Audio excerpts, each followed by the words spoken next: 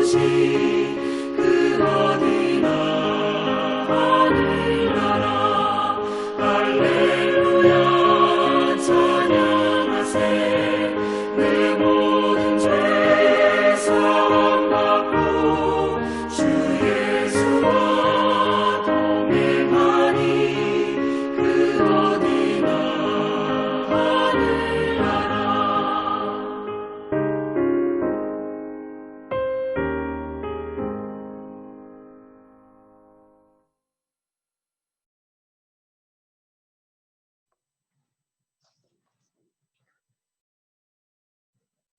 Vamos a leer la palabra de Dios.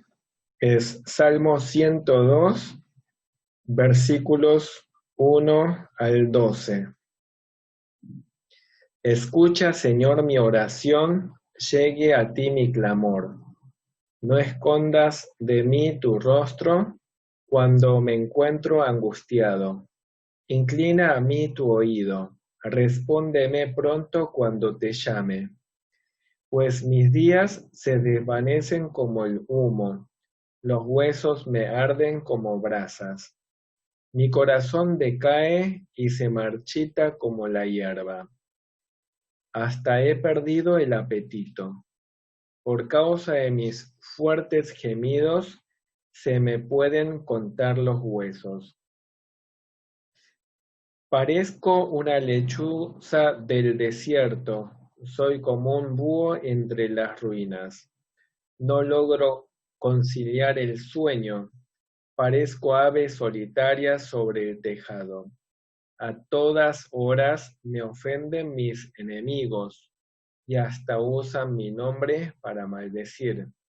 Las cenizas son todo mi alimento. Mis lágrimas se mezclan con mi bebida. Por tu enojo, por tu indignación, me levantaste para luego arrojarme. Mis días son como sombras nocturnas, me voy marchitando como la hierba. Pero tú, Señor, reinas eternamente, tu nombre perdura por todas las generaciones. Amén. En estos tiempos de cuarentena, en la que la mayoría no podemos salir para realizar las actividades que normalmente solíamos realizar, es muy común que nos sintamos angustiados. Algunos pasan de la angustia a la depresión, que es cuando simplemente no queremos hacer nada y de hecho no hacemos nada, no realizamos nuestras obligaciones, se nos acumulan los deberes y eso produce mayor frustración. Hay un pequeño libro escrito por uno de los consejeros bíblicos más importantes, se llama Jay Adams. Jay Adams escribió muchos libros y un librito pequeño se llama ¿Cómo salir de la depresión? En este pequeño libro, el autor dice que hay que saber básicamente 3 cosas para que podamos salir de la depresión. En primer lugar, dice que hay que conocer a Dios. Hay que conocer a Dios de manera bíblica, al Dios verdadero, tal como se nos da a conocer en la Escritura. Hay que conocerle en la persona de Jesucristo. En segundo lugar, dice que hay que hacer lo que a Dios le agrada, que lo que nos motive no sea simplemente salir de la depresión, sino que lo que nos motive sea el hacer lo que a Dios le agrada. En tercer lugar, dice que debemos cumplir con nuestras obligaciones independientemente de lo que sintamos. Más allá de nuestras emociones, tengamos ganas o no, si algo sabemos que es nuestra obligación y sabemos que es lo que a Dios le agrada, lo tenemos que hacer. Dice que si esperamos hasta que nos vengan las ganas o los sentimientos positivos para cumplir con nuestras responsabilidades, vamos a seguir postergando nuestras tareas y cada vez se nos van a acumular más cosas y eso producirá mayor frustración, ansiedad y desgano. Hace una diferencia entre la angustia y la depresión. En cuanto a la angustia, dice que todos podemos pasar por este sentimiento y no necesariamente uno deja de cumplir con sus responsabilidades por estar angustiado. Pero en la depresión no solo estamos angustiados, sino que nos dejamos estar. Evitamos nuestras responsabilidades y hacemos que se nos acumulen los deberes y nos abandonamos. Esta situación produce mayor culpa y estrés. Dios nos creó de tal forma que cuando sabemos que algo es nuestra responsabilidad y no lo estamos cumpliendo, nos vamos a sentir mal. Pero este mecanismo en realidad es para que nos arrepintamos, nos volvamos a Dios, confiemos en el Señor y con su fuerza podamos realizar nuestras responsabilidades motivados para agradar al Señor y no simplemente para cumplir con un deber. Independientemente de nuestros sentimientos, debemos confiar en Dios, identificar cuál es la voluntad de Dios, cuáles son nuestras responsabilidades, cumplirlas para agradar a Dios. Entonces, a su debido tiempo, Dios se va a encargar de bendecirnos con sentimientos de alegría. En estos tiempos de cuarentena, puede ser que algunos se sientan como el salmista de hoy, con dolores en los huesos, falta de apetito, fiebre, insomnio, ganas de llorar, se sienten solitarios, aunque estén en casa con su familia. En el caso del salmista, no solo sufría de todo esto, sino también sufría de las ofensas de los enemigos. Su nombre era usado para la maldición. Lloraba tanto que sus lágrimas se mezclaban con lo que él tomaba. Dice que se está marchitando como la hierba. Siente como que se va a morir. Pareciera que este es un israelita que había sufrido el cautiverio, el exilio. Fue llevado a vivir lejos de su tierra. El templo de Jerusalén había sido destruido. Esos fueron los tiempos duros que le tocó vivir. El salmista, para colmo, está enfermo, desesperado, describe su sufrimiento en términos de angustia, versículo 2, de fiebre, versículo 3, debilidad, versículo 4, agotamiento, versículo 5, sequedad, versículo 6, insomnio, versículo 7, opresión, versículo 8, luto, versículo 9, de fallecimiento, versículo 11. Lo que más le angustiaba a este creyente era no poder adorar a Dios en el templo. No era solo un sentimiento de angustia personal por un problema que le afectó solamente a él, sino que le había afectado a toda la nación israelita. Los insultos y la opresión de los enemigos empeoraban más el sufrimiento. Dice que toma lágrimas y come cenizas. Reconoce que su situación es el resultado del juicio de Dios sobre él y sobre el pueblo. Cuando el pueblo sufre el castigo de Dios, todos los integrantes deben arrepentirse. Los salmos nos enseñan cómo orar. Y este salmo nos muestra que el creyente que sufre puede exponer todos sus sufrimientos delante de Dios. Podemos explicarle a Dios los detalles de lo que sufrimos y clamarle con sinceridad y confianza, sabiendo que Él oye nuestras oraciones. Podemos comparar la situación de este hombre y la nuestra. La situación de este hombre era mucho peor que la nuestra. Veamos de qué forma este hombre logra salir reanimado de su angustia. Y aprendamos también nosotros a estar reanimados en medio de la angustia. Entre los seres humanos usamos frases para animarnos. Una frase típica es que todo va a salir bien, que todo este sufrimiento va a terminar. No estamos tan seguros, pero es una forma de animarnos. Pero aquí el salmista no se basa en una esperanza vacía para animarse y animar a los demás. Acá el salmista se basa en la realidad, se basa en la verdad eterna de la palabra de Dios para levantarse y animar a los demás.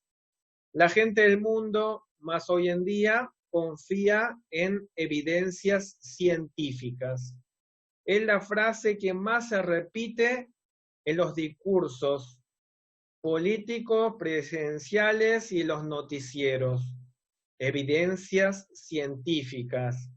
Y en base a las evidencias científicas, la gente quiere encontrar el apoyo, el sustento y el ánimo, la seguridad.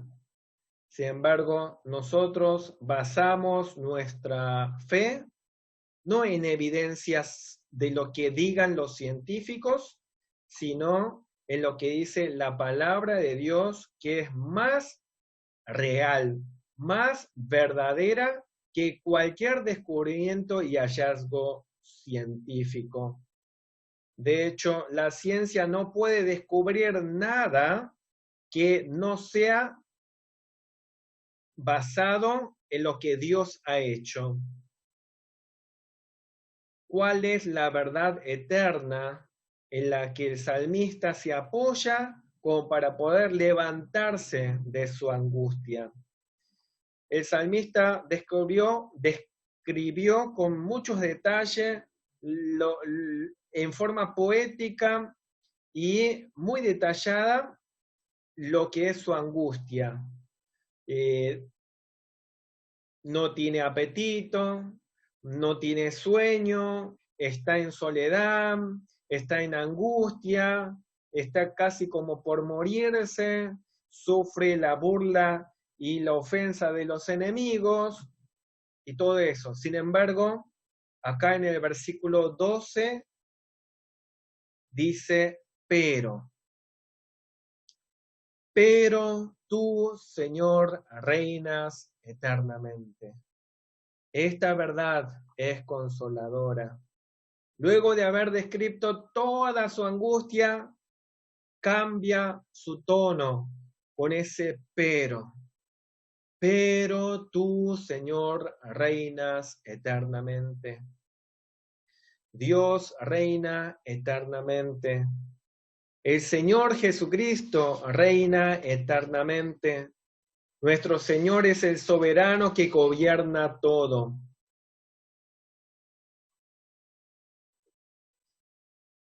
En estos tiempos se ponen de moda las teorías conspirativas. Dicen que el coronavirus es un invento chino, un invento de las organizaciones como de Bill Gates, y que todo esto es para reducir la superpoblación mundial, que todo esto es parte de un enorme plan de un nuevo orden mundial maléfico, etc. Sin embargo, en todas estas versiones de las teorías conspirativas hay un error básico que no tienen en cuenta en su cálculo. No reconocen la soberanía de Dios. En todas estas teorías conspirativas piensan que el que está controlando el mundo no es Dios, sino una organización humana. Y que todos estamos a la merced de estas organizaciones humanas y secretas. y maléficas. Sin embargo, la realidad es lo que dice la palabra de Dios. Es cierto, la Biblia y en Apocalipsis se nos dice que el mundo incrédulo es gobernado por fuerzas políticas, económicas y religiosas que son anticristianas.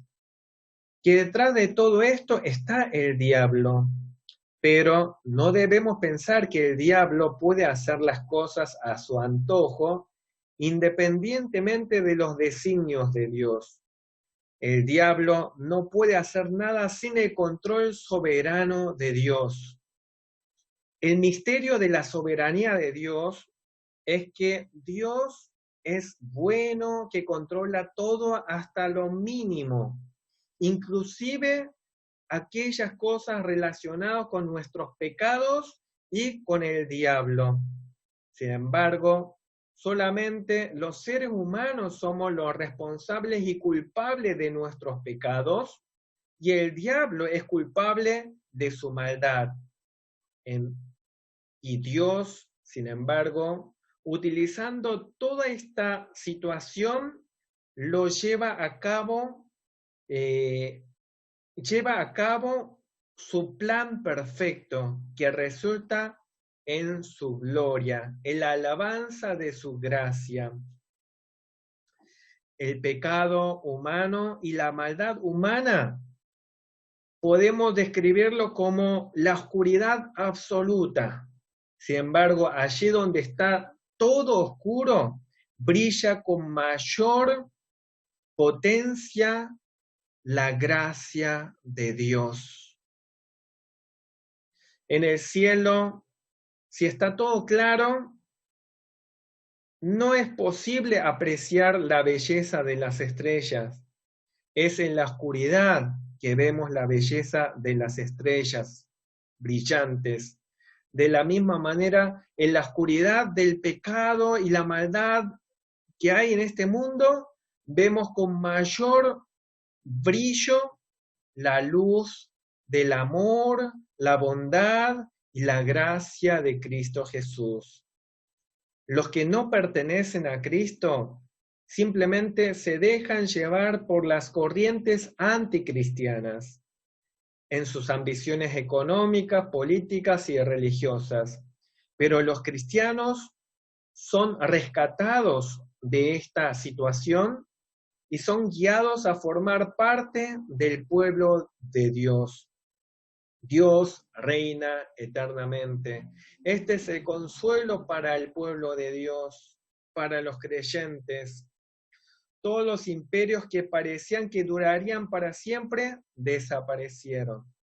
En su momento habían sido levantados por Dios para que sirvieran como su instrumento de juicio sobre las naciones, especialmente para juzgar a su pueblo elegido que le era indiferente.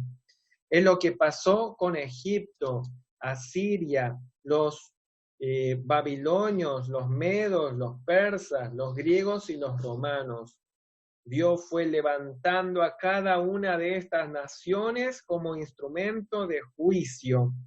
Luego Dios mismo se encargó de que estas naciones fueran juzgadas por otras naciones. Dios lo que hizo con estas naciones también puede hacer con un virus o con una enfermedad o con lo que sea. Dios puede utilizar cualquier cosa a fin de llevar a cabo su juicio y a fin de atraer hacia sí a sus pueblos. Todas las naciones desaparecieron. De aquellas naciones que hemos mencionado, desaparecieron, pero a lo largo de la historia jamás ha desaparecido el pueblo de Dios. Por más que eran perseguidos y masacrados, Dios jamás dejó el mundo sin algún remanente de sus hijos. Todo lo que el Antiguo Testamento dice de Jehová, que Él reina para siempre, se dice de Jesucristo en el Nuevo Testamento. Jesucristo reina eternamente. Su nombre perdura por todas las generaciones El salmista se sentía mal porque su propio nombre era usado en las maldiciones. Era insultado y ofendido. Sin embargo, el nombre de Dios perdura por todas las generaciones. El salmista se sentía como una hierba marchita. Su propia vida estaba en peligro.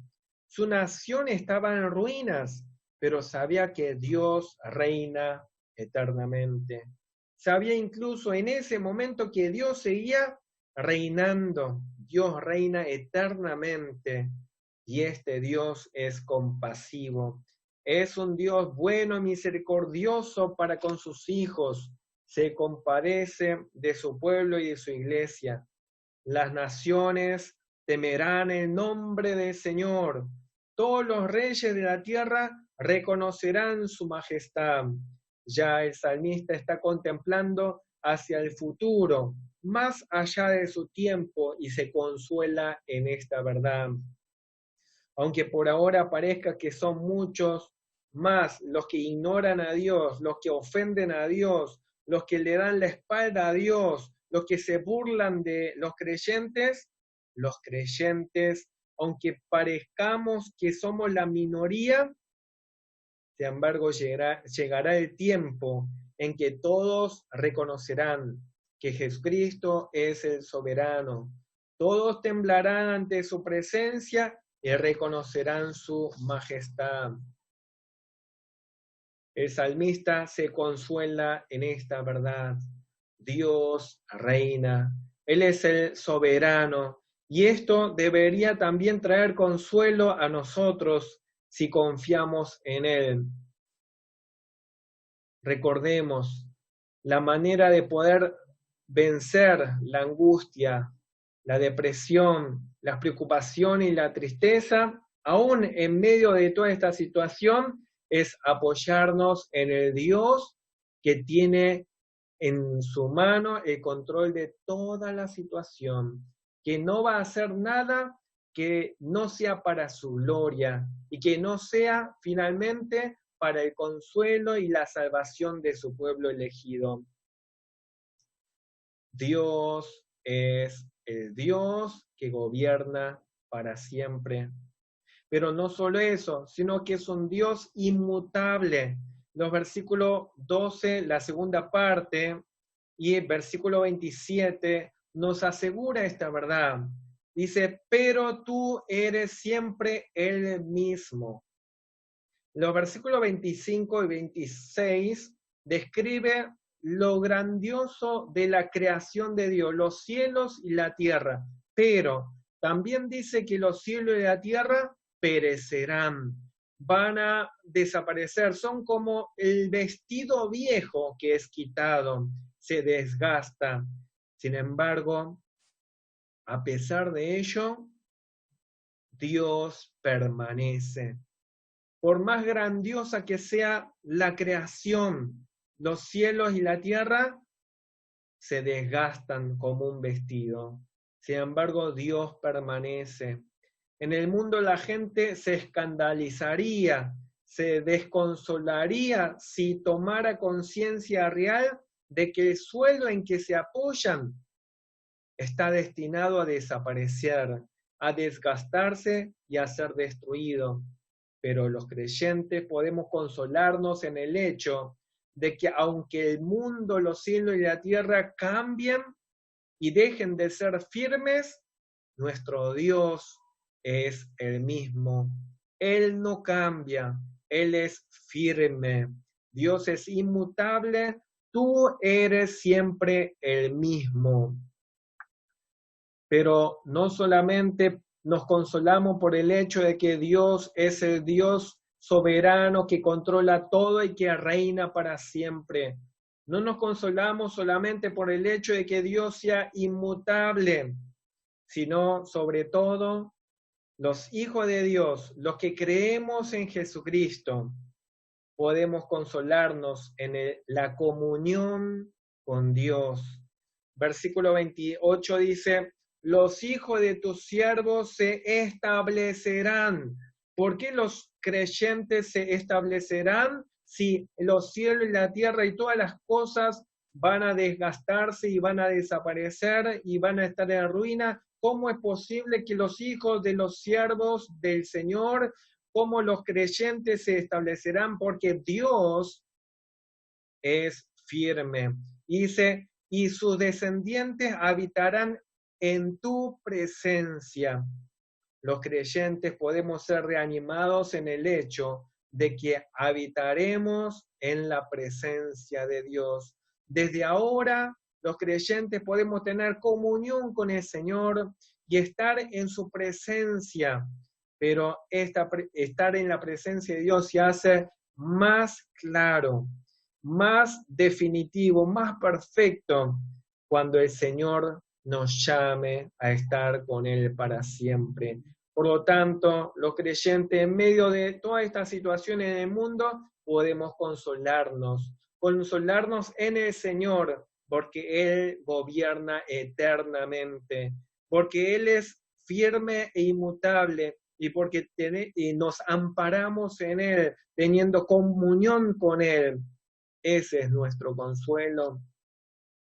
El salmista estaba apelando a la misericordia y al amor de Dios por su pueblo. Dios hizo un pacto con su pueblo. Esto ya se registra desde Génesis capítulo 3, versículo 16, en el que promete que la simiente de la mujer aplastará a la serpiente. Lo que Dios le prometió a Abraham, a David, es aplicable hoy en día y para siempre hacia todos los que creen en Jesucristo. Podemos descansar en la presencia de Dios. En vez de mirar a su propia vida que se estaba desvaneciendo, el salmista levantó su mirada hacia Dios, que permanece para siempre y ha hecho promesas a su pueblo. Nosotros también hoy en día pertenecemos al pueblo de Dios. La misma seguridad que tuvo el salmista lo podemos tener nosotros al creer en Jesucristo. Nuestro Dios es quien reina eternamente. Nada se le escapa y todo está bajo su control. Él es el Dios firme e inmutable, el único digno de confianza. Y sobre todas las cosas, podemos gozar de una comunión verdadera, amorosa con Él, desde ahora, creyendo en Cristo Jesús, meditando en su palabra y orándole más intensamente.